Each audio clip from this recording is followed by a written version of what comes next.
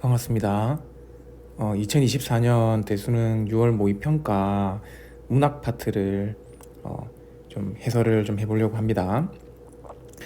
일단 문학 중에서 현대시 부분을 볼 건데 아마 이번에 모의평가가 저희 저번 4월 학평과 마찬가지로 독서보다 조금 문학이 난이도 있게 출제된 것 같습니다. 아마 이쪽이 약간 추세를 타는 것 같은데 아마 이번에 수능 공부하는 사람들은 친구들 모두 다 문학을 좀 열심히 공부해야 될 것 같습니다. 자, 일단 이 현대시 부분은 이제 가에는 조지훈의 맹세, 그다음에 나는 오규원의 봄, 자, 이렇게 두 작품이 실려 있는데 일단 선생님이 실제로 이게 문제를 푸는 어떤 순서대로 풀이를 하도록 하겠습니다.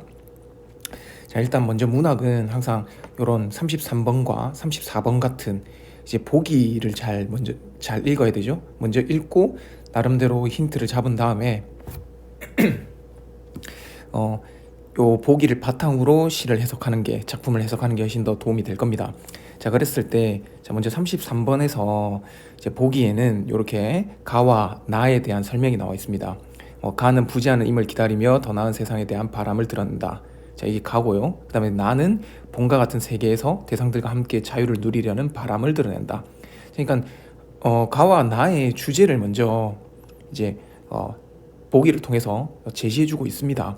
그리고 그 특징으로 가는 대상의 의미를 부여하는 화자의 시선이 두드러진다고 하고 있고, 나는 화자가 주목하는 대상들의 모습이 두드러진다. 자, 이런 어떤 특징들까지 제시해주고 있네요.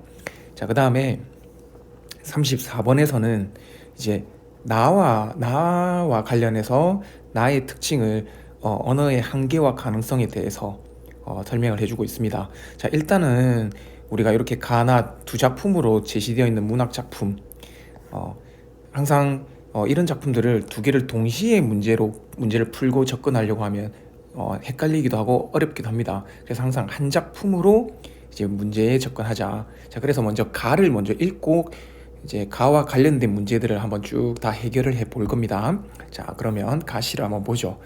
자, 먼저 선생님이 이렇게 좀 해설을 나름대로 설명을 좀 다 미리 필기를 다 해놨습니다. 좀 시간 관계상 이거를 써가면서 하기에는 좀 시간이 너무 많이 걸릴 것 같아서 이렇게 다 써놨는데, 자, 일단 먼저 가 위에 자, 우리 조지훈의 맹세라는 작품 위에 이렇게 파란색으로 보기의 내용을 먼저 써놨습니다. 즉 보기의 내용을 바탕으로 시를 해석하자 라는 의미에서 이렇게 넣어둔 겁니다. 그래서 가는 부재하는 임을 기다리며, 자, 그래서 우리 임을 항상 그러면 찾아야겠죠. 그리고 그 임을 기다리고 있으니까 이 임은 어떤 기다림의 대상이고, 그 다음에 뭐 그리움의 대상이고, 그죠? 자, 그런 대상이 나올 겁니다. 자, 그러면서 더 나은 세상에 대한 바람을 드러낸다. 자, 이렇게 자, 요거에 초점을 맞춰서 시를 한번 읽어봅시다. 자, 만년을 여기서 만년은 실제로 어떤 뭐 1년부터 만년까지 세서 그런 게 아니고 매우 오랜 세월을 드러낸다라는 건 다들 알고 있죠. 자, 그래서 뭐 비슷한 말로 영겁의 시간 뭐 이런 말도 있습니다.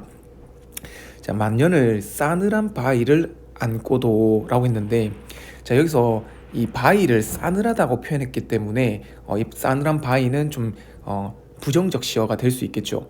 그죠? 물론 심상으로는 촉각적 심상이 되는데, 그러니까 오랜 세월을 싸늘한 바위를 안고 한마디로 시련과 어떤 고난을 견디면서 뭐 이런 의미가 되겠죠. 자, 그렇지만 이런 상황은 실제로 존재할 수 없기 때문에 불가능한 상황을 설정했다 라고 볼 수 있고, 자, 그러한 상황 속에서도 이 뜨거운 가슴을 어찌할 수 없다 라고 해석이 되기 때문에 표현법상 서리법이죠. 자, 이렇게 의문문으로 사용되었지만 내용상으로는 질문의 의도가 없이 평서문으로 바뀌는, 평서나 감탄문으로 바뀌는 표현법을 서리법이라고 했죠. 자, 그러면 여기서 이 뜨거운 가슴은 우리가 보기에 나오는 부재하는 임을 기다린다와 연결을 시키면 바로 임에 대한 사랑이다, 이렇게 해석을 할 수가 있겠죠. 자, 그래서 이러한 임에 대한 사랑을 서리법을 통해서 이제 강조하고 있는 일연이다. 일연부터 임에 대한 사랑을 이렇게 강렬하게 드러내고 있습니다. 자, 그리고 또 특징적인 거는 싸늘한 바위, 뜨거운 가슴, 이렇게 해서 일단 이 차가움과 뜨거움, 어떤 냉온의 대비가 보이고 있죠. 자, 그런 냉온의 대비 서리법을 통해서 그 다음에 불가능한 상황 설정을 통해서 주체할 수 없는 임에 대한 사랑을 강조하고 있는 일연입니다. 자, 그리고 2연으로 넘어가면 자, 어둠의 창백한 꽃송이마다 라고 했는데, 자, 역시 어둠은 부정적 시어가 되겠죠. 그러면 이 창백해진 꽃송이, 이 어둠이 부정적이면 어떻게 보면 부정적 상황을 드러낼 수도 있고, 또는 어떤 시련과 고난을 드러낼 수 있다면, 이 창백한 꽃송이는 이런 어둠에 의해서 희생당하는 좀 힘없는 존재, 이렇게 그런 존재가 될 수 있겠죠.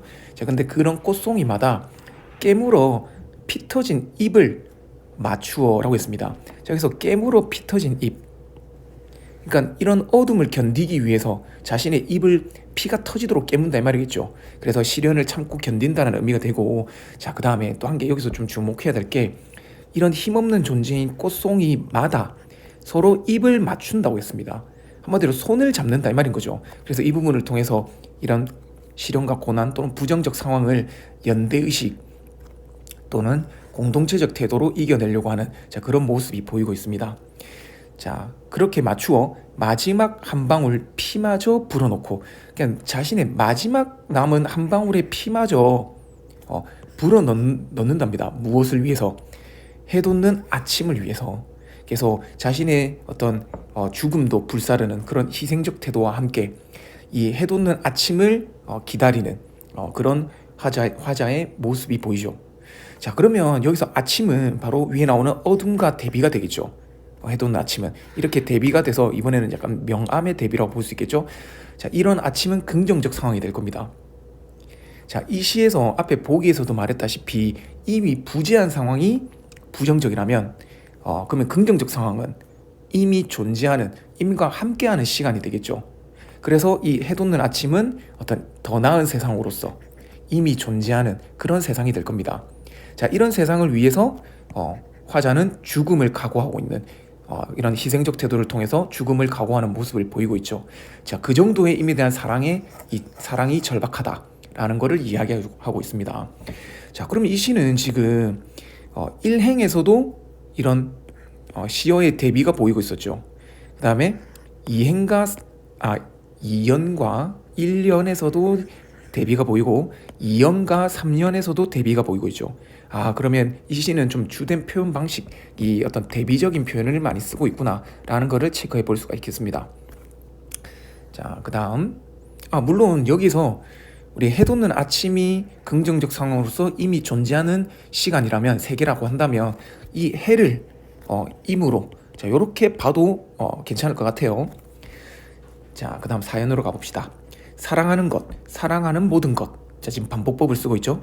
자, 그런 것들을 다 읽고라도 흰뼈가 됐으니까 이 죽음을 의미하겠죠. 되는 먼 훗날까지 그 뼈가 부활하여 다시 죽는 날까지. 자, 지금 이 부분도 불가능한 상황 설정이 보이죠. 그렇지? 자, 그러면서 이 죽음과 부활, 이 두 가지의 이미지를 통해서 이 사랑의 영원함을 드러내고 있는 겁니다. 자, 즉 불가능한 상황 설정을 통해서 임에 대한 사랑의 영원함을 드러내고 있습니다. 자, 이런 주제가 보이니까, 표현 방식과 주제의 의식이 드러나니까 선생님은 바로 고려가요 정석가가 딱 떠오르더라고요. 그래서 이 고려가요 정석가의 주제와 또는 표현 방식을 연결시켜서 공부해봐도 좋을 것 같습니다. 자, 계속 가봅시다. 자, 그렇게 어떤 한번 죽고 다시 부활하고 또 다시 죽는 그날까지, 즉 영원히 거룩한 1월의 눈부신 모습이라고 했습니다. 자, 우리 1월은 해와 달이 되는데 당연히 밝은 존재니까 어떤 광명의 존재고, 그러니까 여기서는 긍정적으로 기다리는 대상인 임이 될 수 있겠죠. 자, 그래서 이 앞에 나오는 해와 이렇게 이미지가 연결된다고 볼 수 있습니다. 자, 근데 그 1월을 거룩하다라고 표현했습니다. 이 거룩하다는 주로 누구한테 쓰는 말이죠? 그죠? 신적인 존재한테 쓰는 말이죠. 그러니까 이 임을, 화자에게 있어서 임은 그만큼 절대적인 존재다라는 것을 드러내고 있다라고 해석을 할 수 있고요. 자, 눈부신 모습, 임의 손길 앞에 나는 울어라 라고 했습니다. 자, 여기서 이제 한 개 알아야 될 게, 자, 울어라고 했는데, 자, 이거를 슬픔으로 접근하면 안 됩니다. 왜? 우리 시는 항상 문맥적으로 시를 봐야 되죠. 그렇지? 단편적으로 해석하는 게 아니고 문맥적으로 해석을 해야 됩니다. 자, 그럼 여기서 우는 이유가 뭐 때문에? 어디에서? 임의 손길 안에서 울고 있습니다. 임의 눈부신 모습을 보고 우는 거죠. 그래서 이 울음은 슬픔이 아니라 바로 감동 또는 화자에게 있어서는 이 벅찬 감격을 드러내는 그런 어떤 울음이다 라고 해석하는 게 더 적절해 보이죠. 자, 그 다음 두 번째, 자, 이 울어라는 우리가 울다라는 단어는 동사죠. 그래서 얘를 명사형으로 쓸 수 있습니다. 어라를 통해서 명사형으로 막 바꿔줄 수 있죠.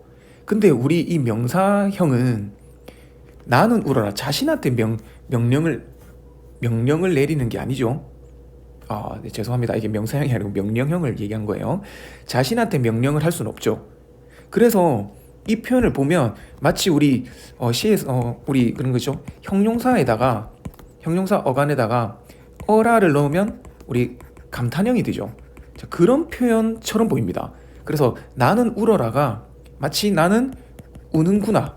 자, 요렇게 해석이 되죠. 그래서 얘가 영탄법이다. 요렇게 찾아낼 수가 있는 겁니다. 우리가 일반적으로 영탄법은 감탄형으로 쓰는데 이렇게 명령형으로 쓰더라도 영탄법이 될 수 있다라는 거죠. 자, 됐죠? 자, 그다음, 자, 마음 가난하거니 임을 위해서는 내 무슨 자랑과 선물을 지니랴. 나는 자랑과 선물을 지닐 수 없다. 즉 나는 임을 위해서 할 수 있는 일은 없다.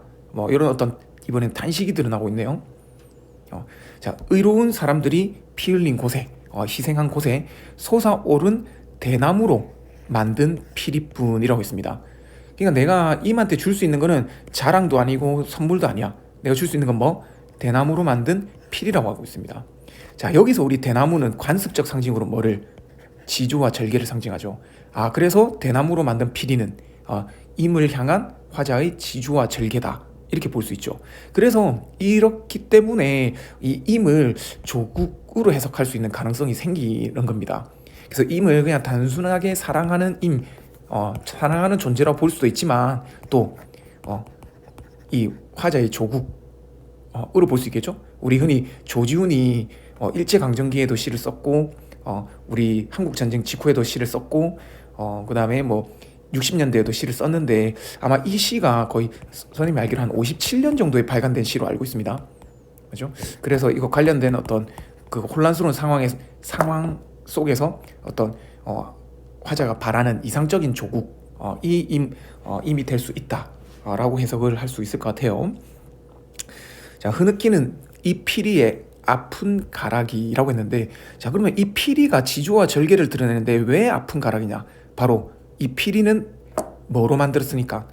의로운 사람들이 흘린 피로 만들었기 때문에, 즉 의로운 사람들의 희생으로 만들었기 때문에 아픈 가락이다 라고 표현하고 있는 거죠.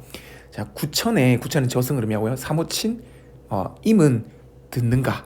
자, 이거는 똑같이 진이라처럼 의문형을 썼지만 듣는가, 얘는 임은 듣는구나 이렇게 해석이 안 되죠. 그렇기 때문에 얘는 서리법은 아니고요. 그런 질문 형식을 통해서 자신의 마음, 즉 지조와 절개를 임이 알아주기 바라는 그런 화자의 바람이 들어있다라고 해석할 수 있습니다. 자, 그 다음 미워하는 모든 것 역시 반복법이죠. 다 잊고라도 붉은 마음이 수치되는 날까지, 그 수치 다시 재될 때까지, 역시 죽음과 부활과 죽음의 이미지를 드러내고 있죠. 이거 어디서 봤죠? 이거 바로 여기 위에 4연에 있었죠. 그죠? 4연에 여기 나와 있는 표현 방식과 똑같이 반복적인 표현이 사용되고 있죠. 그래서 이 부분이 대꾸로 볼 수 있고요. 그죠? 자, 그리고 똑같은 불가능한 상황 설정을 했고 반복법과 불가능한 상황 설정, 죽음과 부활의 이미지 똑같이 사용되어 있죠. 자, 그런데 차이점은 여기서는 흰뼈라는 색채, 시각적 이미지를 사용했다면 여기서는 붉은 색채, 시각적 이미지를 사용하고 있죠. 그래서 이 부분을 우리는 색채 대비로 해석할 수도 있습니다.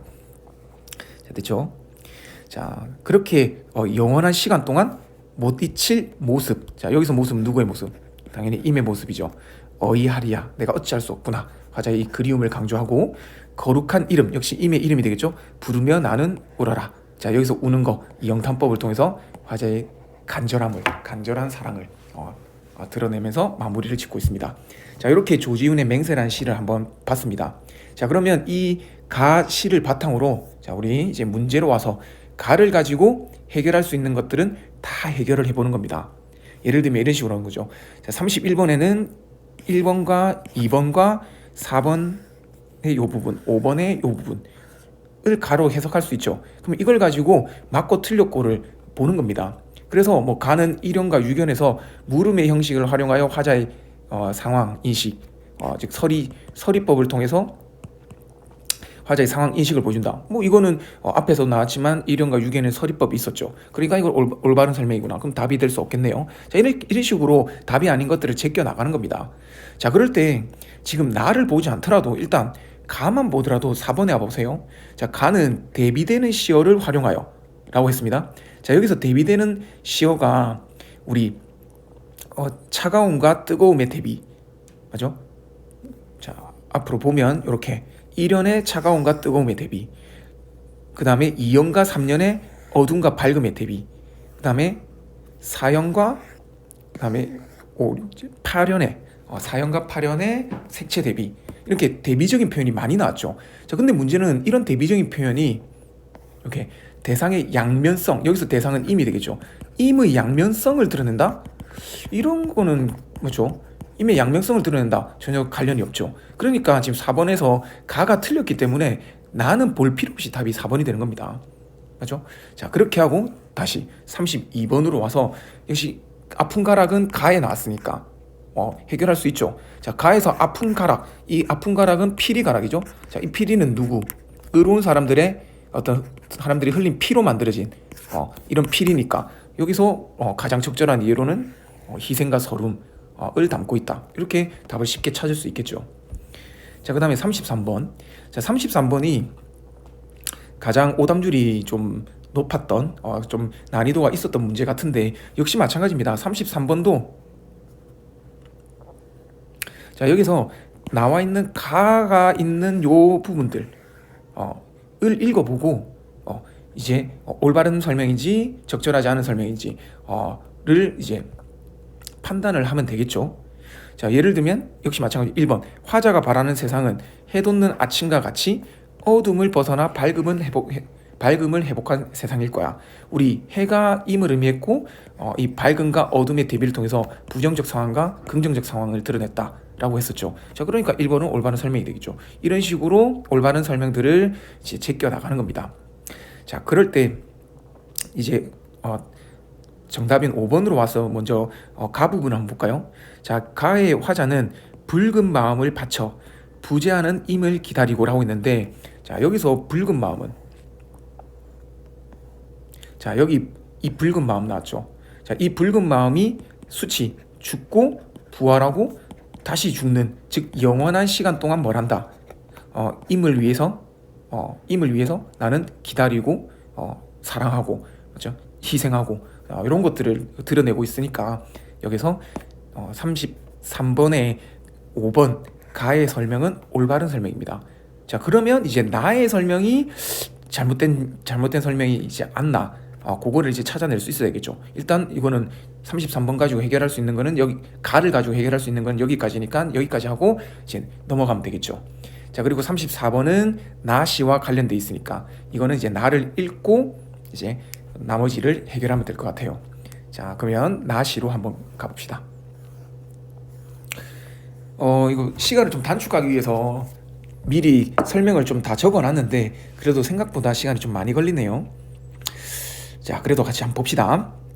자, 나는 오규원의 봄인데, 자, 우리 보기를 통해서 이 시는 조금만 키울게요.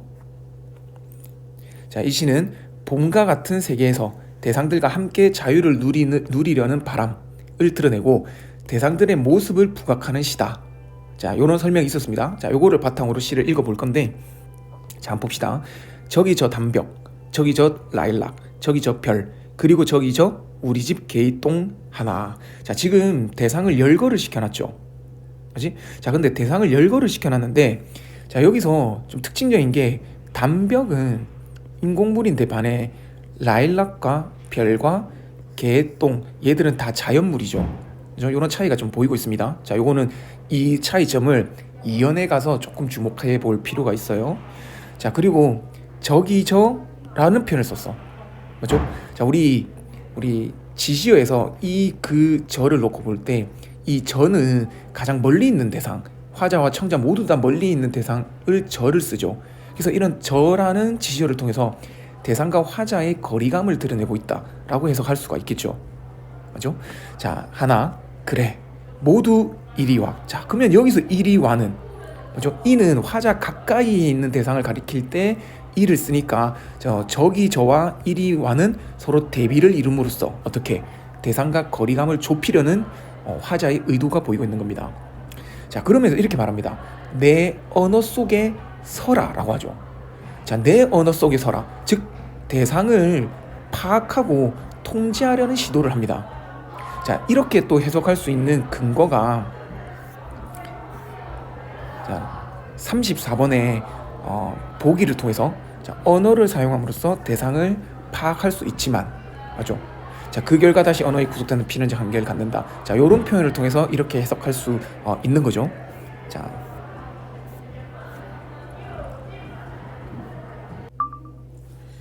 자, 이렇게 대상을 언어를 통해서 이제 파악하고 통제하려는 모습이 보이죠. 자, 그리고 자, 단벽은 이제 내 언어의 단벽이 되고, 라일락은 내 언어의 꽃이 되고, 별은 반짝이고, 개똥은 내 언어의 뜰에서 굴러라. 자, 역시 또 열고 그리고 뭐 대꾸 이런 표현법을 통해서 다시 한 번 더 단벽, 라일락, 별, 개똥을 나열하고 있는데, 자, 그 차이점은 이번에는 내 언어의 단벽이고 내 언어의 꽃이다. 즉 내가 내 언어로 파악하고 통제하는 대상이 된다, 이 말이겠죠. 자, 그러면서 내가 내 언어에게 자유를 주었으니, 자, 여기서 이제 조심해야 될 게, 내가 내 언어에게 자유를 주었다라고 해서 이제 언어를 이제 언어로 대상을 통제하지 않으려고 한다, 이렇게 해석을 하면 안 됩니다. 왜? 자유를 준 것도 결국 내가 화자가 줬기 때문에 그렇죠. 그렇지? 너희들도, 자, 여기서 너희들은 단벽, 라일락, 별, 개이, 똥이 되겠죠. 자, 그러면 이런 대상물들을 너희들이라는 인칭대명사를 썼으니까 의인법 한 개 체크해 볼 수 있을 거고요. 자, 자유롭게 서고 앉고, 야, 여기서는 서고는 뭐 단벽이 될 수도 있을 거고요. 또는 안고는 이제 좀 대상이 좀 모호하죠. 반짝이고는 별이 반짝이고, 굴러라는 개똥이 되겠죠. 자, 그래 봄이다. 자, 그러니까 결국은 이 모습에서 아직도 언어를 통해서 뭐 내가 이제 언어에게 자유를 주었지만 결국은 언어를 통해서 통제하려고 하는 모습이 아직은 나타나 있죠. 즉 이 모습을 통해서 이 자유라는 거는 결국은 인간이 만든 어떤 인위적이고 또는 고정관념이다 라는 거를 드러내고 있습니다. 그죠? 왜냐? 되게 이 언어에게 자유를 준다 했을 때도 결국 인간인 나가 자유롭게 주는 거고, 그러면서 사실 자유로운 거는 누군가가 자유로워라 라고 자유롭게 지내 명령을 한다고 해서 자유로워지는 게 아니죠. 자유로운 거는 말 그대로 주체적이고 본인이 자유롭고 싶으면 자유로운 겁니다. 근데 여기서는 자유롭게 서고 앉고 반짝이고 굴러라, 예, 되게 명령을 하고 있죠. 맞죠? 그러니까 이런 것들은 다 이제 아직 인간이 뭔가 통제하려고 하는 그런 어떤 모습을, 화자가 이제 언어를 통해서 통제하려고 하는 모습을 아직도 드러내고 있는 겁니다. 자, 그래서 이런 이련을 통해서 결국 이 자유는 인간이 만든 고정관념일 뿐이다 라는 걸 말하고 있는 거죠. 되게 인위적인 속성을 가지고 있는 자유다, 자, 라는 걸 말하는 겁니다. 자, 근데 여기에 이제 선생님이 이렇게 단벽이라는 걸 썼는데, 자, 왜 그러냐면 여기는 단벽, 뭐 라일락, 별, 개이, 똥이라고 했을 때 얘는 인공물이지만 나머지는 자연물이었죠. 자, 이거에 한번 주목해서 이제 보면, 자, 그래 봄이다. 자, 이 봄은 화자가 지향하는 세계겠죠. 봄과 같은 세상에서 자유를 누리는, 자, 이게 그대로 지금 이연으로 연결됩니다. 자, 봄은 자유다. 자, 봐라 라고 하면서 뭔가 진짜 이 봄이라는 자연이 곧 자유다라고 말하면서 이제 앞에서 말했던 어떤 인위적 속성의 자유와는 뭔가 전환되고 있는, 인식이 전환되고 있는 모습이 보이죠. 자, 그래서 자, 봐라 라고 하면서 이렇게 말합니다. 꽃 피고 싶은 놈 꽃 피고, 입 달고 싶은 놈 입 달고, 반짝이고 싶은 놈 반짝이고, 아지랑이고 싶은 놈은 아지랑이가 되었다. 자, 이번에는 되어라가 아니고 되었답니다. 자, 그리고 꽃 피고 잎 달고 이런 것들 뭐 라일락과 관련돼 있겠죠. 반짝이고 별이겠죠. 아지랑이고 싶은 요거는 물론 위에 나와 있는 대상은 아니지만 결국 여기 있는 대상들은 다 자연물들이죠. 뭐가 없어졌습니까? 여기에는 어떤 인공물인 담벽이 없어졌죠. 자, 이거를 통해서 또 뭔가 진짜 자유는 어떤 봄이라는 자연이 가지고 있는 어떤 진정한 의미의 자연은 어떤 인위적인 속성이 없다라고는 걸 말해주고 있습니다. 이런 것들을 알 수가 있는 거죠. 자, 그러면서 이번에는 더 나아가서 이렇게 말합니다. 자, 봄이 자유가 아니라면 꽃 피는 지옥이라고 하자라고 합니다. 자, 기존 이게 봄을 꽃 피는 지옥? 우리 지옥은 부정적인데 꽃 피는 거는 긍정적이죠. 되게 역설적 발상이 보이죠. 어떤 일종의 역설법이라고 봐도 되고 역설적 발상이 보이는데 이런 역설적 발상을 통해서 기존의 언어 방식을 탈피하고 있습니다. 그죠? 자, 이런 기존의 언어 방식을 탈피함으로써 자, 지금 이거는 이제 34번에 여기 보기에서 기존의 언어 사용 방식을 벗어나려는 시도를 통해 언어와 대상이 기존 간습, 우리 어떤 고정관념, 그죠? 또는 통제하려고 하는, 그죠? 이런 어떤 간습에서 벗어나 자유를 향해 나아갈 수 있는 가능성을 모색한다. 자, 이 내용과 연결되는 부분입니다. 자, 그래서 이런 기존의 언어 방식을 탈피함으로써 그래, 봄은 지옥이다. 물론 진짜 지옥을 의미하는 건 아니죠. 그러니까 이런 언어가 아무 의미가 없다라는 겁니다. 어떤 진짜 의미에서 언어가 어떤 자유롭게 된 거죠. 자, 이름이 지옥이라고 해서 필 꽃이 안 피고 반짝일 게 안 반짝이던가? 지금 물어보는 게 아니고 반짝일 건 결국 반짝인다 이 말이죠. 자, 이런 서리법을 통해서 결국 봄은 여전히 자유롭다는 거지. 이름이 중요한 게 아니다 이 말입니다. 즉 언어가 중요한 게 아니다. 결국은 이런 고정관념에 사로잡히지 말고 자유롭게 사유하자, 생각하고 사고하자 이 말입니다. 자, 내 말이 옳으면 자, 자유다. 마음대로 뛰어라. 그러니까 마음껏 뛰어놀아라. 자유롭게. 이게 진정한 의미의 자유다라고 이야기하면서 마지막 이 봄의 어떤 자유로운 어떤 생동감을 드러내는 이미지로 시가 마무리되고 있습니다.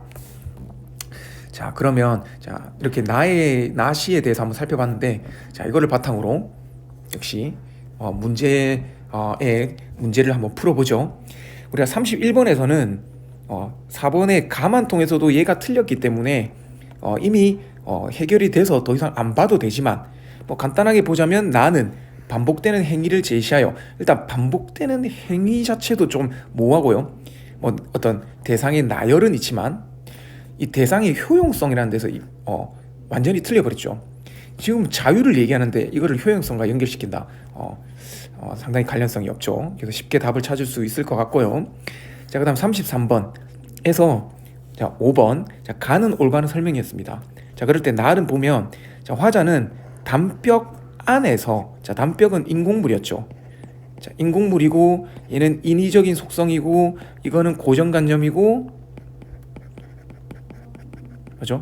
언어를 통해서 통제하려고 하는 그런 자유가 됩니다. 자, 근데 그 안에서 봄과 같은 세계를 대상들과 공유한다? 잘못된 거죠. 지금 우리 진정한 의미의 자유를 드러내는 이연을 보면 여기에는 인공물인 담벽이 없습니다. 맞죠? 그냥 자유롭게 뛰어놀고 있죠. 그렇기 때문에 여기 안에서 자유를 공유한다. 이렇게 연결되는 것은 잘못됐다는 거지. 자, 그래서 답은 5번이 되는 겁니다. 즉 가는 올바른 설명이지만 나가 틀린 설명이 되는 거죠. 자, 그 다음 자, 34번을 봅시다. 자, 34번에서 자, 이제 전부 다 보기는 좀 힘드니까 이제 정답인 3번만 보면, 자, 디귿은 새로운 표현을 시도하여, 자, 디귿은 봄은 지옥이다 그 말인 거죠. 새로운 표현을 시도하여 기존의 언어 방식을 벗어나려는 시도, 요렇게 연결되죠. 자, 언어와 대상이 자유를 얻을 가능성을 모색하는 과정, 언어와 대상이 자유를 향해 나아갈 수 있는 가능성을 모색, 요렇게 연결되는 거죠. 자, 그래서 3번이 올바른 설명이 되는 겁니다. 자, 나머지 1, 2, 4, 5번도 뭐 그렇게 어렵지 않게 얘들이 왜 틀렸는지 분명히 이렇게 충분히 알 수 있을 겁니다. 자, 이렇게 우리 현대시 31번부터 34번에 대한 해설을 해봤습니다. 자, 생각보다 시간이 좀 길었지만 여러분들 꼭 우리 6월 모평 뭐 아무리 중요하다고 강조해도 뭐 모자라지 않죠. 자, 다 시험을 치고 났으니까 이제 해야 될 거는 꼭 오답풀이를 하고 다시 한 번 더 자신이 왜 이 문제를 틀렸고 문학을 어떻게 왜 무엇 때문에 잘못 해석했는지 제가 그런 것들을 좀 알아가는 좀 성찰해 나가는 과정이 필요할 겁니다. 자, 오늘 여기까지 하고요. 자, 수고 많았습니다.